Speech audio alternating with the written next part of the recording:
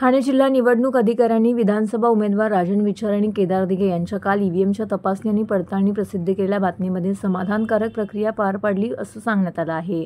परंतु हा दावा साफ खोटा आहे, कारण निवडणूक आयोगाने नव्याने बनवण्यात सोपनुसार ईव्हीएम व्हीव्हीपॅट मशीनच्या ब्रंट मेमरी मायक्रो कंट्रोलरची तपासणी व पडताळणी टेक्निकल प्रक्रिया न समजल्याने कार्यपद्धती कशी असणार त्याचे सादरीकरण तथा माहिती उमेदवार प्रतिनिधींना न दिल्याने 2 दिवसापूर्वी कार्यपद्धतीची लेखी माहिती द्यावी अशी पत्राद्वारे मागणीही करण्यात आली होती.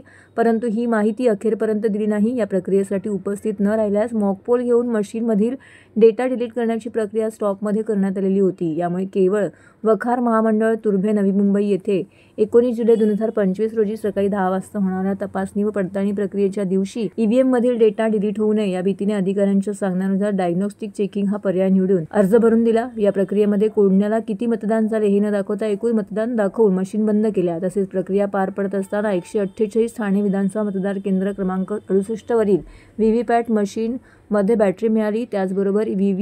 त्याचबरोबर ईव्हीएम मशीन या सिम्बॉल लोडिंगच्या 2 मतदानाच्या दिवशी मॉकपोल मतदानाला सुरुवात करताना अशी 3 वेळा सुरू करावी लागते, परंतु ही मशीन 4 वेळा सुरू झाल्याचे निदर्शनास आले. त्यामुळे उमेदवार प्रतिनिधींनी आक्षेप घेतल्यानंतर फिजिबिलिटी रिपोर्टमध्ये निवडणूक आयोगाच्या अधिकाऱ्यांकडून नमूद करण्यास भाग पाडले व त्यानंतर ईव्हीएम मशीन स्ट्रॉंगरूममध्ये का मतदान केंद्रावरती 4थ्या वेळी सुरू करण्यात आली होती त्याची सीसी फुटेज व कागदपत्र देण्याची मागणी शिवसेना नेते राजन विचार यांनी ठाणे जिल्हा निवडणूक आयोगाकडे पत्राद्वारे केली आहे.